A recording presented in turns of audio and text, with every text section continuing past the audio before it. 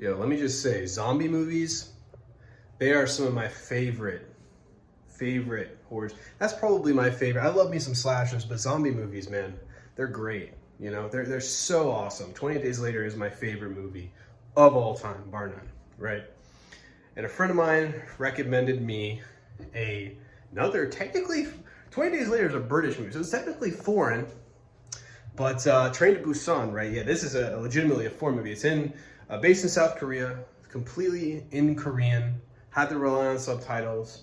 Going in, I was like, I don't know, we'll give it a try, and I'm glad I did. This movie was fantastic, right? I'm not too familiar with foreign zombie films, to be honest, and I know it's definitely, you know, I think Lucio Fulci, right? Like he made like Zombie, like he's an Italian filmmaker. And I mean, the idea of a zombie apocalypse is not something, clearly, is not something that's specific to a guy like George Romero in the United States, you know, because as I just said, 28 Days Later is a European/British horror film.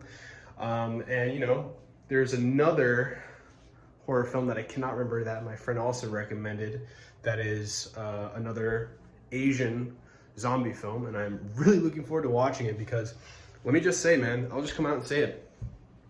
This movie, Train to Busan, was fantastic, right? I mean, whenever you're talking about a zombie movie, one of the big things is the zombies themselves.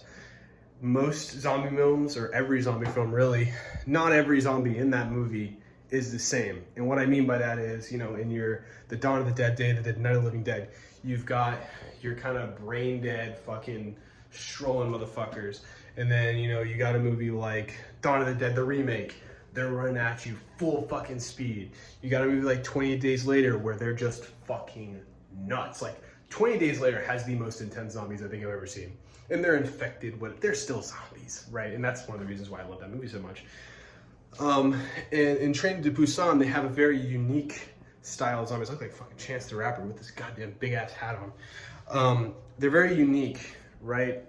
Because they are pretty intense, and I like how they have the retinas.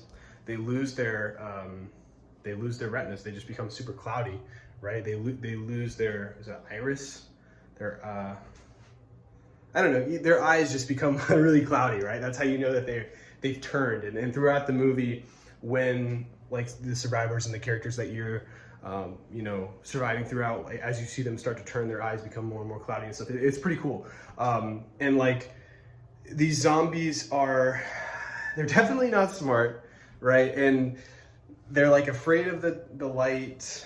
They're really susceptible to being duped by like loud noises and stuff. They're pretty stupid, in fairness.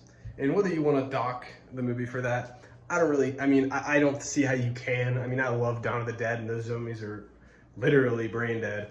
But the fact that the zombies are so, like, quirky, I guess, it definitely plays into the movie's strengths because it allows the survivors of this train to concoct all these different ways to sneak by them and get through them, right? Because as I was watching, I was kind of curious how the hell they were going to flesh out this entire movie, you know, a 2-hour-long movie on a train, where it's the sole setting, and it is the sole setting in the movie. I mean, I would say of the 2-hour-long movie, about an hour and a half to an hour and 40 minutes of it takes place on the train.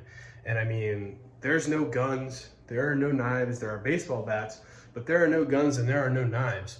So, you know, instead of killing the zombies, they were able to try and run from them.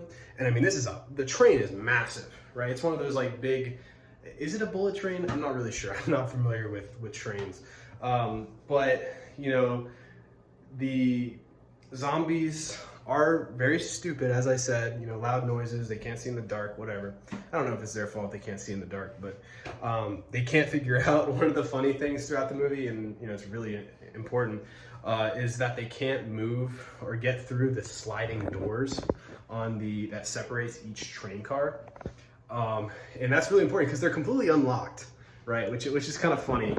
And there were a few parts of the movie where I was like, how the hell does, you know, this big giant, because when you see a zombie in this movie, when you see zombies in this movie, they infest, and there's a shit ton of them, right? Like they dogpile, they go in packs.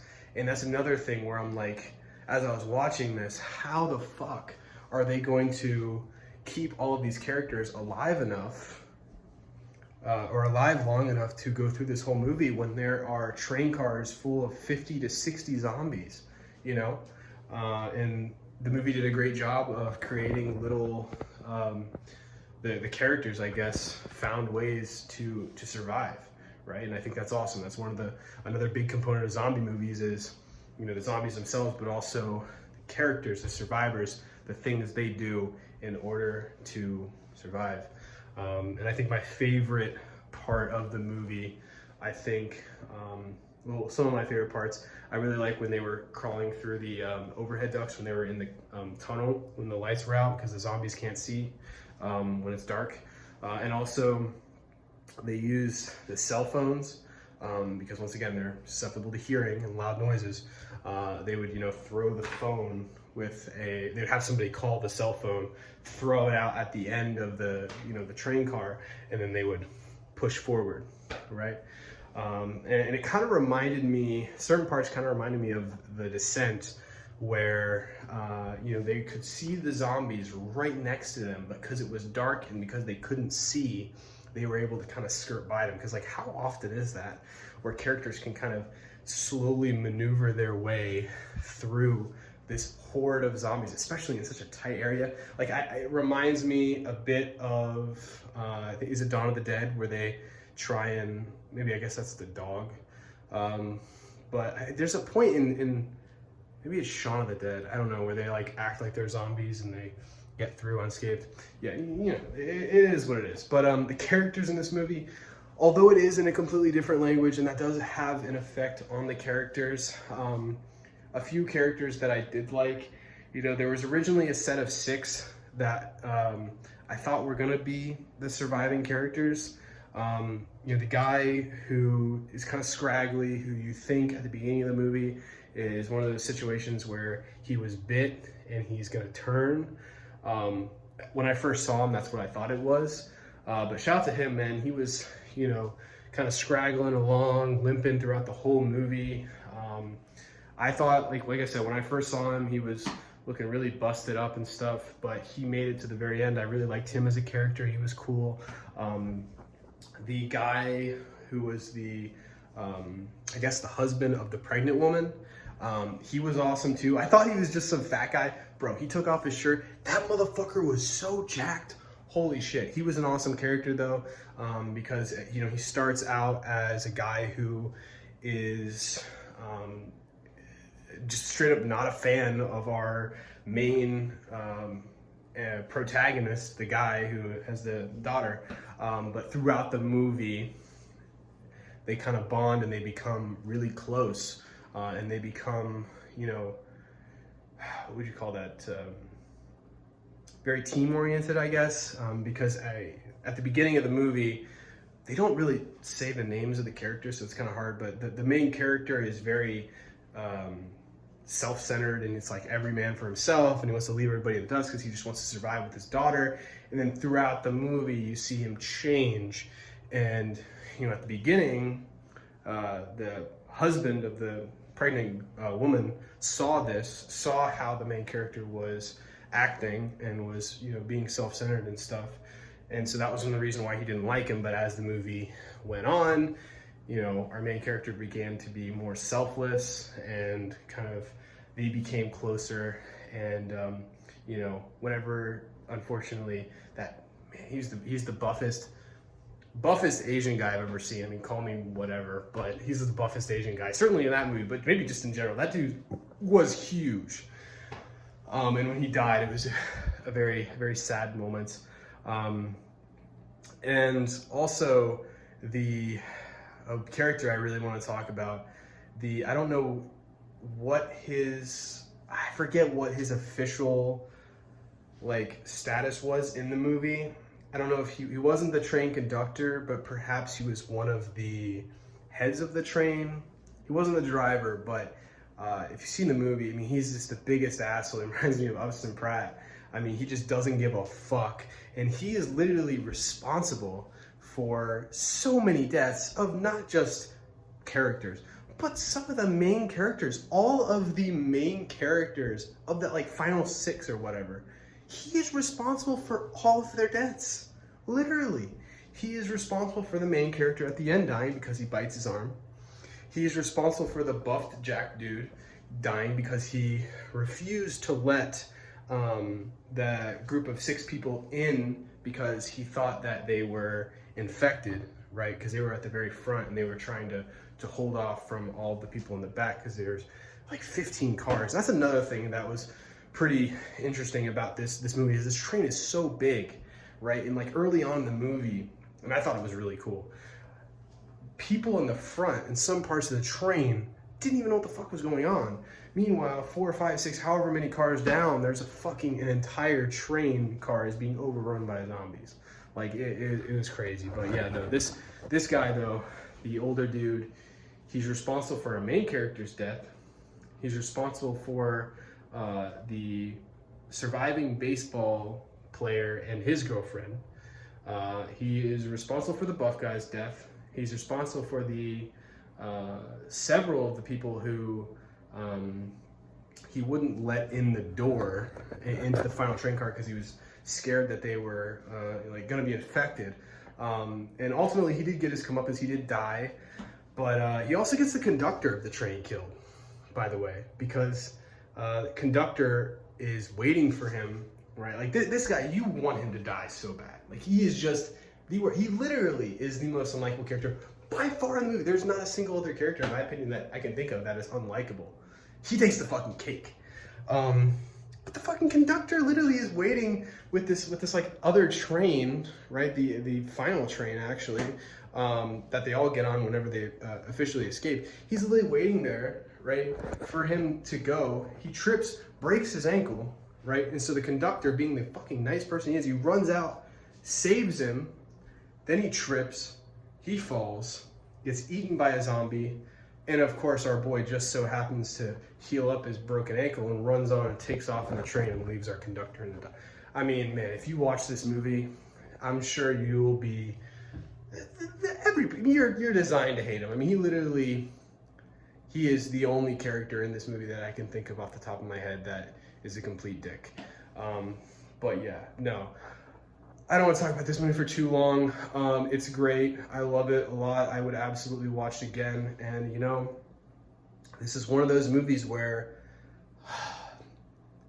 what area do I think it was weak in? Were there any deficiencies in this movie other than nitpicks? And I honestly can't think of any, obviously, other than the one that you knew going in that you can't possibly dock it on, which is the language barrier.